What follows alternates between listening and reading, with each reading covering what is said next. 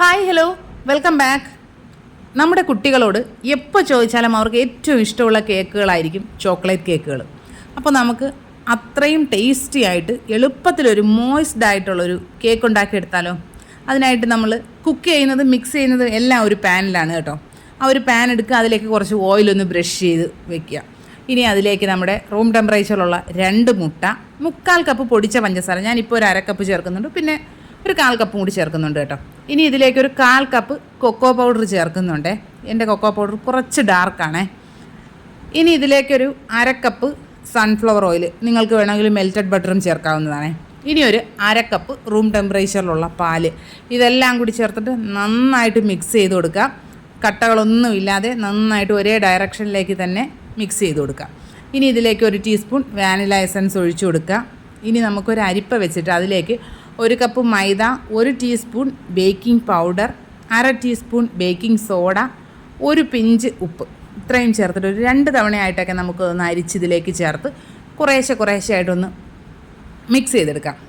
ഒന്നിച്ചെല്ലാം കൂടി ചേർത്ത് കഴിഞ്ഞാൽ ഇത് കട്ട കെട്ടി കിടക്കാനായിട്ടുള്ള ചാൻസ് കൂടുതലാണ്. അപ്പോൾ അതുകൊണ്ടാണ് ഇങ്ങനെ ചേർക്കുന്നത്. നന്നായിട്ട് മിക്സ് ചെയ്തെടുക്കുക. വിസ്ക് യൂസ് ചെയ്യുന്നത് തന്നെയാണ് കേട്ടോ ഇതിലെ ബെറ്റർ ഒരു ഓപ്ഷൻ. എന്നാലും ഒരു 15 മിനിറ്റ് കൊണ്ട് നമ്മുടെ മിക്സിംഗ് പരിപാടികളെല്ലാം കഴിയും കേട്ടോ. ഇനി നമുക്കിതിൽ കുറച്ച് ചോക്ലേറ്റ് ചിപ്സ് കൂടെ ഇട്ട് കൊടുക്കുന്നുണ്ട് ഞാൻ. അതിന് മുൻപ് നന്നായിട്ട് ടാപ്പ് ചെയ്യണം കേട്ടോ. ഇനി ഫ്ലെയിം ഓൺ ചെയ്തിട്ട് അതിന് മുകളിൽ ഒരു പഴയ ദോശക്കല്ല് ഞാൻ വെച്ച് കൊടുത്തിട്ടുണ്ട്. അതിലേക്ക് ഇത് വെച്ച് കൊടുക്കുക, അടച്ച് വയ്ക്കുക. ഒരു മീഡിയം ഫ്ലെയിമിൽ 15 മിനിറ്റ് ആയപ്പോഴേക്കും നമ്മുടെ കേക്ക് റെഡിയായി കിട്ടിയിട്ടുണ്ട്.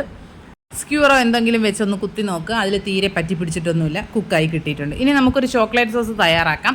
1/2 കപ്പ് പൊടിച്ച പഞ്ചസാര, 1/2 കപ്പ് കൊക്കോ പൗഡർ, ഒരു 2-3 ടേബിൾ സ്പൂൺ ബട്ടർ, അതിലേക്ക് ഒരു 1/2 കപ്പ് പാല് 2-3 തവണയായിട്ട് ഒഴിച്ച് ഇതെല്ലാം കൂടി നന്നായിട്ടൊന്ന് മിക്സ് ചെയ്തെടുക്കുക.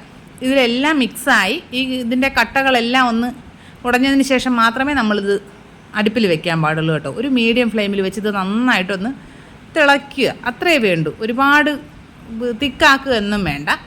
ഇനി നമ്മുടെ കേക്ക് ഡീമോൾഡ് ചെയ്തെടുക്കുക. അപ്പോൾ തന്നെ അതിൽ നിന്ന് ഡീമോൾഡായി കിട്ടിക്കോളും കേട്ടോ. ഇനി ഞാൻ ഇതിൻ്റെ മുകൾ ഭാഗം ചെറുതായിട്ടൊന്ന് കട്ട് ചെയ്ത് മാറ്റുന്നുണ്ട് കേട്ടോ. ഇനി ഇതിലേക്ക് കുറച്ച് പാലിലേക്ക് കുറച്ച് പൊടിച്ച പഞ്ചസാര ഒന്ന് മിക്സ് ചെയ്തിട്ട് അത് ഇതിലേക്ക് ഒന്ന് ഒഴിച്ചു കൊടുക്കുന്നുണ്ട്. കുറച്ചുകൂടി കേക്ക് ഒന്ന് മോയ്സ്ഡ് ആയിട്ടിരിക്കാൻ വേണ്ടി മാത്രമാണ് അങ്ങനെ ചെയ്യുന്നത്.